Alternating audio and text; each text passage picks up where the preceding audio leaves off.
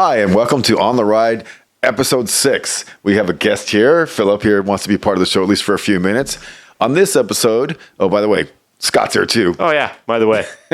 Well, Philip, come on, that's way more entertaining than you, I hate to tell you. So, and he's cuter than both of us too. On this episode, we're going to talk about cycling, the culture, the industry, where it's been, where it's going, where it is now. So let's get going. First of all, where it's been. Cycling was big in the early 1900s with Major Taylor and track racing. It was a huge thing. It was a big spectator sport, bigger than baseball, bigger than all that kind of stuff. And then, unfortunately, this thing called World War I came along, and it kind of died out, and it never really got going again. So, never came back from that. No. The World War has pretty much killed that. And then, you know, in Europe, people started getting into more of the Grand Tour racing. So that kind of just died out.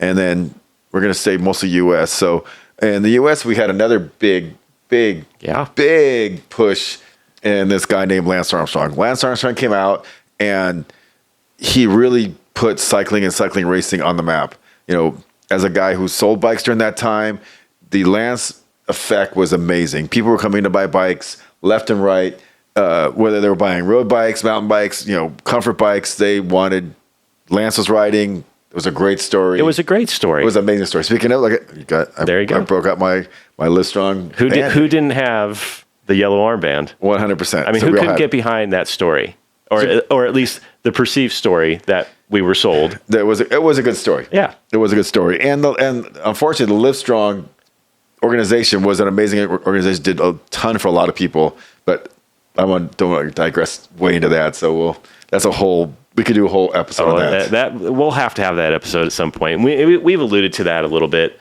before, and it's. I think a lot of people are very much either in one camp or the other, and we'll leave it at that for now. 100%. Yeah. So then, Lance retires. Lance comes back. Lance gets busted.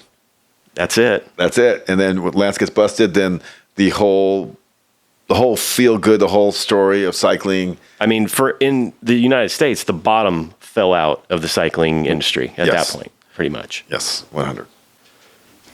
All right, now Philip is no longer in the show, so let's keep going. Yeah. So after Lance, we had cycling kind of leveled out where it was at. It wasn't really growing, wasn't really doing much, and we still had the Tour de France to watch. And other than that, there was not much going on. We had a little, bumps BMX. We had, mountain biking getting bigger, getting smaller, getting up and down. And then, just kind of rolling along. And then after that, we had the biggest of all bigs. Oh, yeah. We had COVID. COVID was the biggest push towards cycling there ever has been, maybe ever will be. Everybody wanted to get out of their house. They could only do very few things. You can golf. You can basically ride a bike, play pickleball, a few other things like that. Go to the park and play Frisbee with yourself. Yes. So there's very few things that you could keep away and actually, enjoy the sport. And the sport grew. And everyone sold tons and tons of bikes. It was great for the industry. And as it went on, people were buying bikes and they didn't know much about the bike. They bought a bike, whatever. They bought a bike that rode when they were younger. They rode a bike, whatever was going on.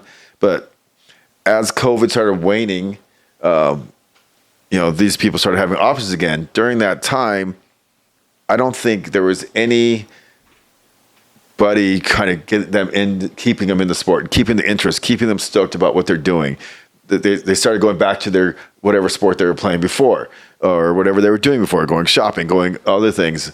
And I lay a lot of that on. I feel it's on the cycling culture dying so quickly. Is that I think the manufacturers did a really poor job of getting the sport and grabbing these guys and making them feel like part of the family. The bike shops at the time, we were tapped. We were 100% tapped. We did we could do, but. And I feel, I'm just going to be controversial, might be kind of dickish. They were busy grabbing money, using COVID as an excuse that they couldn't do things for people. And instead of going around, making sure that everybody is, excited about their bikes, whether, in email blasts, commercials, doing videos, doing things to keep people into this thing and doing, rides. And after this, when group rides were available, they had, excuse of we have no bikes for for demos. We have nothing. There was always an excuse not to do something. Yeah. So they had an influx of customers during COVID, built in, people coming through the doors left and right. Lines of people, a line out the door. Lines of people. I remember calling you up, buddy, I need a chain. My chain is tapped out. And you're like, good luck. If you find one, get me one. Exactly. Yeah. So during that time, everybody had a bike or was interested in cycling, but nothing was done about it. There was nothing done about it from... You didn't captivate them past... Once COVID waned and people got back into their regular life, there was nothing there to keep them on the bike or keep them interested. There was no reason why. Why would I ride this thing that's hard to ride? I got very little instruction on how to ride it, and it's not as comfortable as I wanted it to be. A lot of things that couldn't be done during COVID. When it was over, there was nothing done to keep them in it. I think at the time, everyone thought this was going to go on for a lot longer than it did, and people were like, well, hey, I got money, got this, got that. We're just... Whatever we make, we sell. And I know it's not the nicest thing to say, but I think that's kind of what happened. So you think it's more of a failure on the bike industry from the manufacturer point or from the point of sale? I think I'm going to go like... Or 50-50. No, I'm going to go 50-50. As a bike shop, we probably could have done more, but we actually did try. As soon as group rides started, we tried to get people going back into it, and then we try to do events like flat changes. But again, we're at the busiest we've ever been. Was very hard to hire during COVID, so the staffing was very light. Sure. So I mean, I'm going to say it wasn't just us. I'm going to say a lot of other people. Every other bike shop probably was dealing with the same thing. USA Cycling didn't step in to do anything. There was no advertising about riding bikes. There was no anything like, hey, be part of this community. On that point, does USA Cycling ever step in to do anything? No. Okay. They do take money, and they do make sure that, I don't know what they do. They make sure that people can't watch the big stars in little races, that's for sure. Okay. So, you already got me fired up. I was saving that one. I have a lot more to say about that, but I'm going to save that for another episode. As this transitioned, people started not riding the bikes, selling the bikes, and the opportunity was lost. Yeah. Once all that product ended up on the used market for sale, it was gone. Those customers were gone at that point. Oh, for sure. I'm going to go in a slightly different direction just for a second. And another thing that's going on in the cycling industry, no matter what it is, and the cycling culture, is how fragmented it is.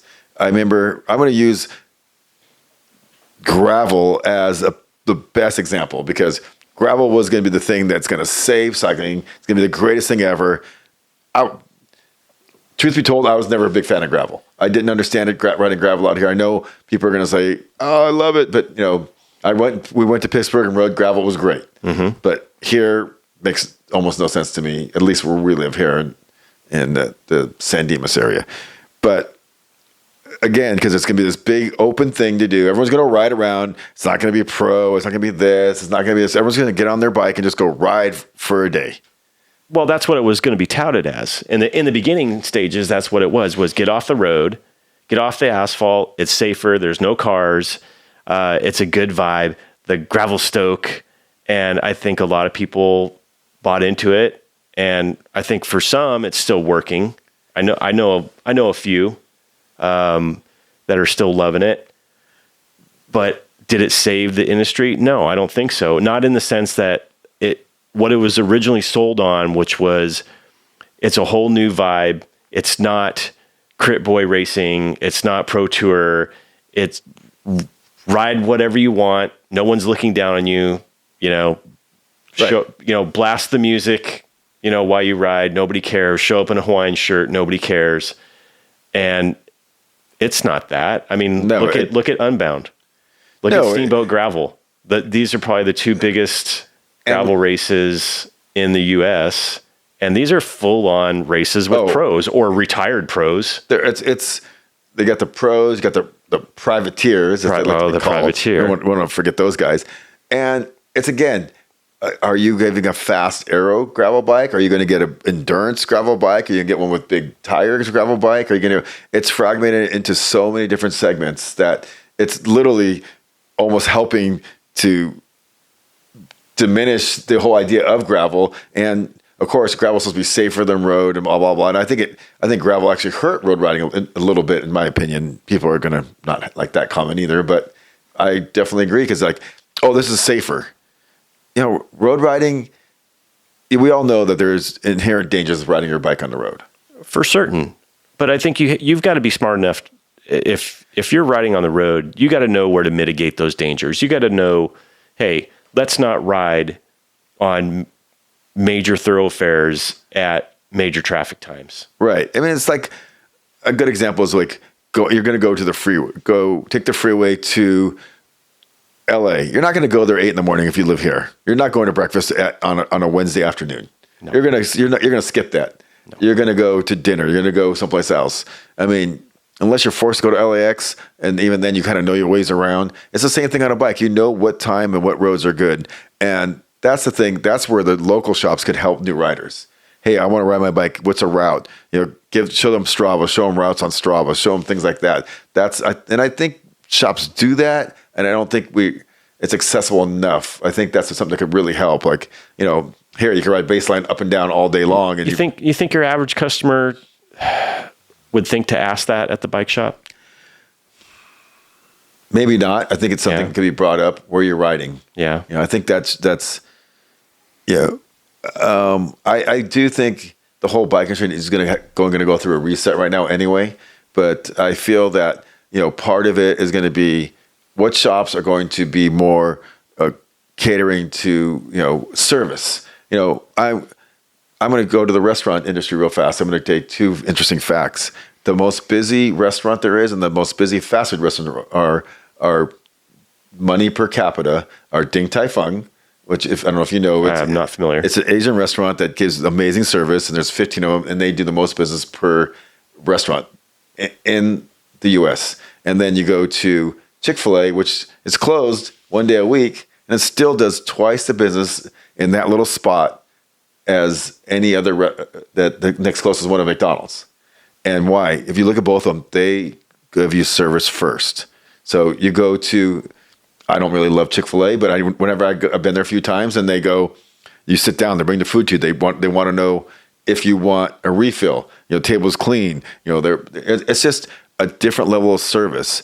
And I feel that the bike industry shops that offer that are going to make the biggest difference in the future, because I think people expect that now, or they maybe not expect it, but they appreciate it and they will come back for that. And that's something that, is a little less, 100% sales oriented, because, to be honest, the bike industry has always been sales and service oriented. It's the service part of servicing your customer has always been like the third thing. Even for us, I felt that we did a really good job, probably better than most at that. I think it would have to evolve, obviously we're not part of it anymore, but have to evolve now to the next level where you almost have some kind of, concierge service or something to talk to people, somebody who's available to talk and get, take care of, issues like this. Where do I want to ride? What's the best place to take my mountain bike? All these little things that, they need to have time so they build some relationship and make sure they're taking care of all the other things that goes along with it to make it more of a service, of a place that you want to go to learn and to enjoy. No one has to buy a bike. No, so absolutely not. It's not like buying a dishwasher or a refrigerator. You come in because you enjoy the sport or you want to enjoy the sport, and we have to make sure that the service is there and they get the the touching feely thing about that we like. When you go to a restaurant and they know who you are or they take care of you extra well, you want to go back, and that's the part the bike shop will play, I think, in the future. I think you're probably onto the right track there, and I think you guys have probably done stuff like this before in the past. And I don't know if you guys have had much success with it at the shop, but maybe like an after hours, like, hey, this is for somebody who wants to set up their tire tubeless. We do. I mean, I'll say InCycle does. We do clinics at all the stores, all different times. Yeah. So that is always there. But where are you guys advertising them though? Are you social? Yeah. It's on social. I feel we used to do it a lot on email blasts. I don't think it's. I mean, again, I'm not part of that anymore, so I don't know if that's. I don't think that's happening like it once did. But it has. And that's a problem. I'm gonna bag on my old employer, my people who bought it. You start losing who you are as a company. It's very difficult for Specialized or Trek or these big companies that own bike shops to give you the individual stuff you need for that shop. Because each shop needs something different. We had just 5 stores and we had to do things different per store. So now you look at Trek that has 300 stores or Specialized has 100 stores. It's difficult for them to tailor things per store. They're used to being corporate and putting this big, basically cookie cutter thing. We do this, and this, and it works to a very generic level. And I don't know if that's going to help the bike industry grow. So, and I don't know if the bike shops can actually do that the way they're set up. I mean, you get the mom and pop shops that can do it, but they're it's very interesting to see. I think there's going to be a big, there's going to be some kind of evolution of how the bikes are being sold and stuff, whether it's through the bike shops, and obviously you have a lot more online, and see Canyon stuff.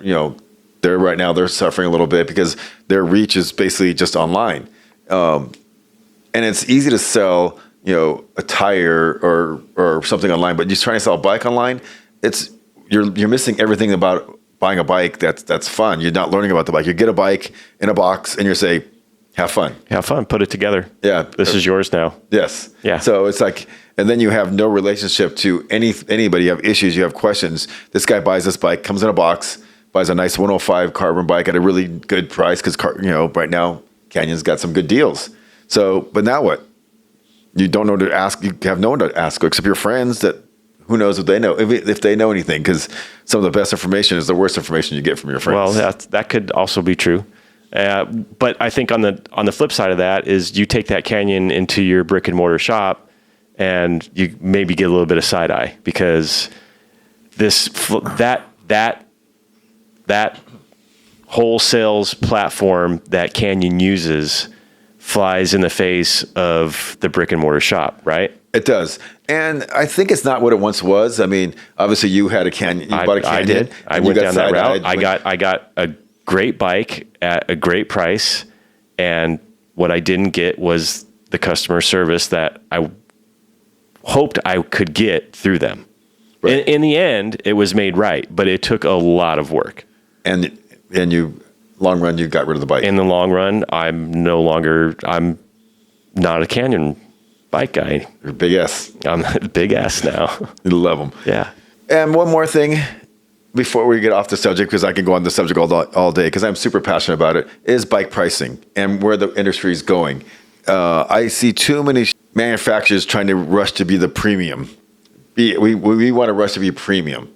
So, that $14,000 bike is great. We all I think we both own bikes like that. So that's the top tier. That's the pinnacle, right? And who doesn't want to have it, right? I don't care what sport you're in. If it's golf, if it's pickleball, if it's 100%. Cycling, if it's mountain biking, whatever your desired hobby is, the goal is to get the greatest, the best, to have the best. So the interesting thing about the way the bike pricing is and stuff like that is, bikes, let's just say we'll go road. $14,000 from $1,200 to $14,000 bikes are. The funny thing is the price of product that used to sell the best in that $10,000 price range is now dying. For some reason, people do not see the value in that. They see the 105 Rival as a better value than Ultegra and Force.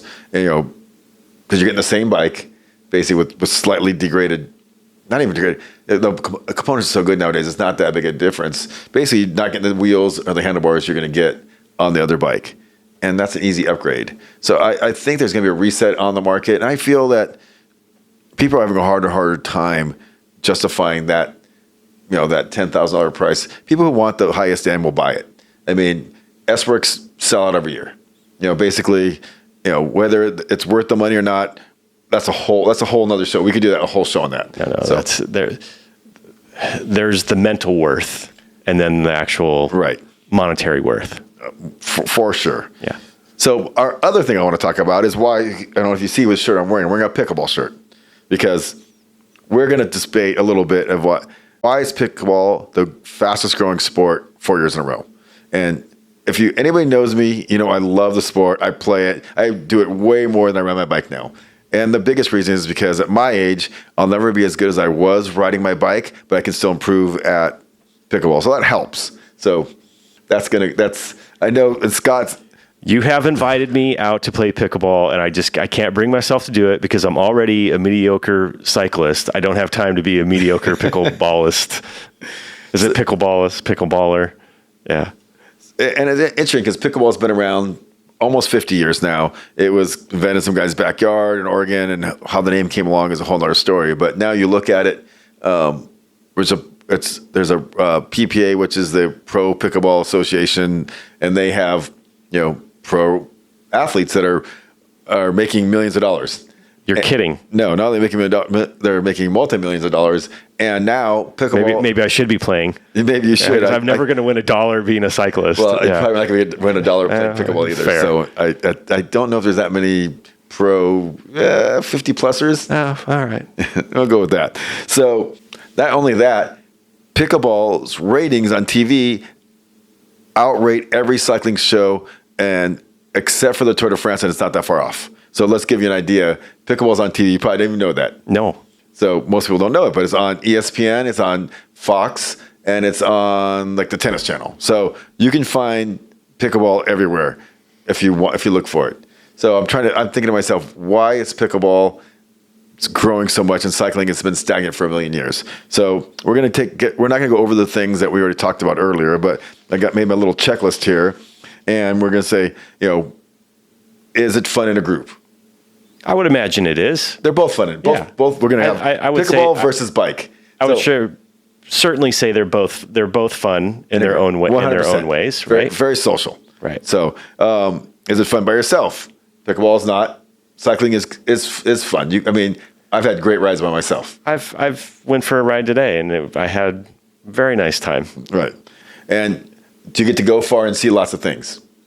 No. In pickleball, no. Nope. On the cycling, you can go as far as you want. And you get the stuff you see on the road is amazing. Yes. You never see it in a car. You won't see any other place. I've talked about this before. On a bike, at the speed that you go, the world is completely different than when you're in a car. Yes, and you're part of everything. Yes. And the next one is it easy to learn? That's pickleball is easy to learn. Anyone who's played it, you can play within 1 or 2 times. And most people have learned to ride a bike, so they're both easy to learn. The difference is pickleball is easier to move up because it doesn't take as much practice. Cycling is simple. It's an endurance sport.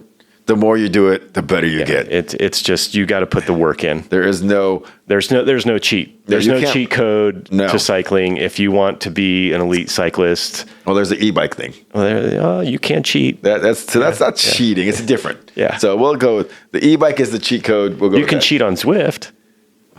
Okay.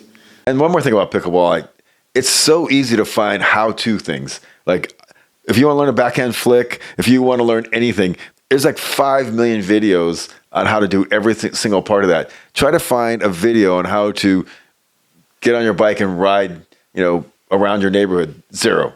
They may teach you how to shift or maybe something like that, but no one's going to tell you or put videos up. I can find a YouTube video on how to fix my car, but I can't find a YouTube video on where is a good place to ride around here and what's a good route. I have to find somebody, get it on Strava, and then look that up. If I have Strava, that is. So it's just totally different on how accessible it is to learn and do things with pickleball that it is compared to cycling for a new person. Because I'm literally that new pickleball player, not new, I'm 2 years into it, but I learned so much from everyone around because they were so helpful at it, and there's a million feeds on how to do what you're doing and where to play. Glendora has this. Everyone has something, and it's all on on social or on YouTube. Is it social? For certain. Which one? I think both are to a certain degree, but you have to find your niche. I mean, you have to find your clique, and you will ride up and down the group ride, and you'll find out where you fit in. It's medium social. Cycling's medium social, and pickleball is extremely social. It's built around, like pickup basketball, or, most places have, like on weekends, they'll have things called dinks and drinks. Basically, you're going to go play pickleball, have a snack, have a few drinks, play, and be social. That's completely different. But you wouldn't want to do that on a bike, probably. But probably not. But there is a social aspect. I'll not argue, but I'll bring to the point that the group rides that we do, they have an aspect of competitiveness to them at certain points during the ride, and when we regroup, there is the social part of it. Yes. No. Right. I'm not saying it's not social-ish. Yeah. Okay. And I feel like that one could cut either way. One's for sure. One's kind of like, pickleball is very social. Cycling can be. Okay. We wrote that. Okay. Welcoming to new people into the group. I'm just going to slide right on out of frame on this one because I cannot defend cyclists for being welcoming members. This is the hardest part. Pickleball, you basically, once you learn how to hit the ball over the net a few times, you put your paddle in, you just go play. And you could be one of the top players, and some newbie shows up, you play with them. You talk to him, you have fun, and he's out, and you go to the next person in. Cycling, not so much. Not so much. If you're a very introverted person and you show up on a group ride, it's very likely that nobody will say two words to you.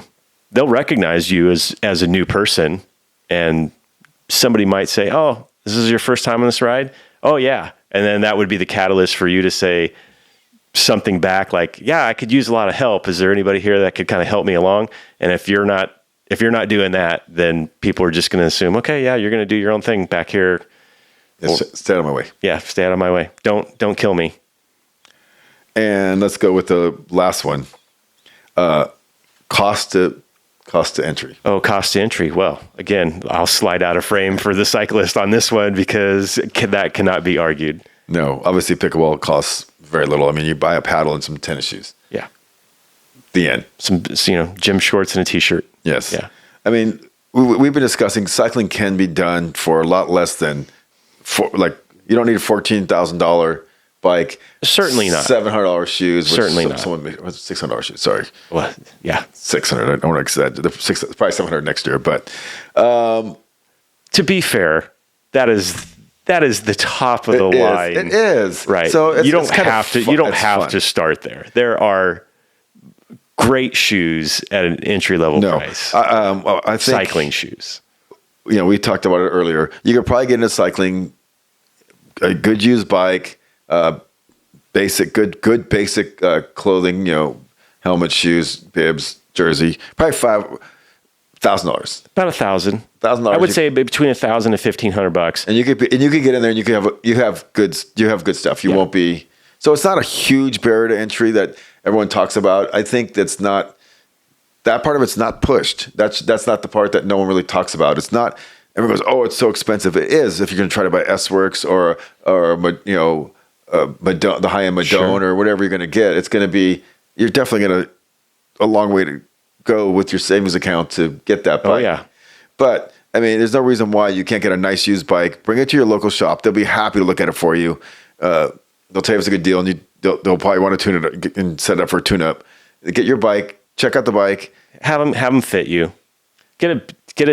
I'm not saying sizing. Get a sizing. Get them sized. Get somebody at the shop to get you sitting on it correctly, or at least mostly correctly. You don't have to go full on bike fit off the bat. Get a sizing right off just get a sizing so the bike will be comfortable for you. Yeah. The thing is, like when you look at videos and YouTube and all this stuff, it's all about people either doing some epic mountain bike rides, some really cool jumps, or mountain biking someplace else, or the guy is like descending down this mountain looking beautiful and all that stuff. But no one's like, "Hey, let's get on your bike and go ride." It's really fun. That type of stuff is not the majority of cyclists. No, it's people. The thing is, somebody needs to go in there and show that for a small amount of money, you can really expand your horizons of things you see, and meet people and see new things, and it's a really an adventure almost every time you ride your bike. And I don't think that's ever told. No one think they do it. They do it. I've seen the ads where the guys gravel riding and just crushing it through this thing, and they talk about an adventure it is, or mountain biking across the thing. But that's not most people. Most people are just going to get on their bike and go for a ride, and no one talks about that adventure. You don't talk about it, whether it's a road bike or even if it's a hybrid or a bike. It's. I'll go one further, and I definitely, I know I'm cutting you off a little bit, but I definitely want to go into it. The mental health aspect of just going for a ride. Oh, you can't beat it. I know I don't want to get too here comes Dr. Scott in. But it really does 100%. make a huge difference. If I didn't ride for a couple of days in a row, my crew would you need to go for a ride. Yeah. They'd be like, they'd know it. Yeah, just whatever it is, you can release the stress, go out for a nice ride, go hard if you want, and burn out whatever is on your mind, or go easy. Just look around. Just look around. Yeah, it's all fun. Want to do some race recap? I just can't wait. Okay, here we go. More comments from the unqualified. Yes. So we'll cover the Criterium Dauphiné real quick, and then it should be real quick because there isn't much to talk about. It was the Pogacar show for sure. Remco pretty much shit the bed. No. Let's get this straight. He had one good effort, and then from there he did a disappearing act. I think that's all he was there for. Okay. So I don't know what to expect from him if he shows up at the Tour at all. Stage hunter, maybe at best, because he is radically all over the place with his form. 100%. I don't know what more I can say about the guy other than that. Vingegaard didn't really show much in this one. I don't know if he's lacking fitness or if he's trying to put us to sleep. He didn't show much of anything. Pogacar seemed to just ride away from him at any point he wanted to. He looked over his shoulder. You're still back there. Okay, bye. I'm going to pop it off for 480 watts for how many minutes? A lot. Too many. Yeah. Geraint Thomas said that he could do that same wattage that Pogacar did for about 17 minutes. And I think Pogacar did it 480 watts for 39 minutes. Yeah. And that was when he said, when I was at my best. Right. Which, here's another thing that I noticed. Geraint Thomas is still racing, believe it or not. Yes. I thought he just. And I only knew that because I watched the Tour de Suisse this morning and I saw that he hit the deck. Yes, he does he's a really good podcaster, though. Yeah, he's got a good podcast. I'm not going to try to compete with him on that level, or cycling for that matter. But the fact that Chris Froome and Geraint Thomas are still in the professional peloton. Okay, wait. Yes. Only one of them is still racing. Okay. Chris Froome is just collecting. Are they racing? At this point, I don't think have they raced Chris at all this year? Well, I mean, racing would involve having results. So he has 1 year left on the contract. That was a great contract. Yes, I cannot talk anything bad about it. That part. A guaranteed cycling contract after you broke your leg. Yeah, I mean they backed up the Brinks truck to his front door and they're like, "Hey, what do you think about this?" Sure, no problem. I'll take it and give you nothing in return, which is pretty much what he did for Israel Premier Tech. 100%. He gave him nothing. Yeah, nothing. And for you local people in this area, Go Fast is going to do a local night crit. We haven't had a night crit here forever. It should be fun. It should be fun. In Glendora on August 28th. 28th. Let me take a look at this real fast. Make sure. Get you signed up or get you on the side of the road supporting your friends. August 23rd. August 23rd. Saturday night. Come on. You can even talk your wife to going out because they probably have drinks and food there. I should hope so. That's all you need. Yeah, that's good enough for me. Need. Yeah, I mean, then what's more fun than watching people go around in circles, having a beer and a burger. And if they've got your friends in the race, even better. It's even better. So or a couple of people that you know. Do a little side wagering. Oh, I'm down with that. All right, let's do it. All right, maybe we'll be there. We'll do a little side wagering. Yeah. Perfect. All right. So if you guys are local guys, check it out. Maybe we can make some. We could be some bookies, make a few extra bucks because God knows this endeavor's not making us a dime. We can't even afford to pay our person here. Well, that's true. Ella, by the way, is our producer, and no one ever sees her, but you'll see her on screen sometime soon because we're not letting her get away with that. No, we're gonna get her. We're gonna get her in front of the camera before she splits. So the moral of the story on this episode is go play pickleball. Is that what we discussed? Oh, that's right. I'm sorry. I got that wrong. Oh, yeah. Go ride your bike. Oh, It's that's summer. it. It's That's summertime. Go to your bike shop. And you can play pickleball Yeah. too. I guess Be you could, outside. yeah. I mean, this show is basically about cycling now, but you never know what it's going to go to. It may be the Pickleball podcast number 17 if this keeps the numbers where it's at now. You let us know. Let us know in the comments if you like the pickleball talk. Then we'll switch it over. And I guess I'll have to pick up a pickleball. You got an old paddle I can borrow? I got something. Okay. You guys, thank you again for watching. Subscribe, blah, blah, blah. You know it all. Leave some comments. Thank you again. We're really enjoying doing this. And I'd like to do more if you guys want some community stuff, let us know. Well, I'd love to add it to the show. If you guys got a guest out there that you think that we could get on here, and let them know. Have them reach out and contact us, and we'll see what we can put together. All right. Thank you again.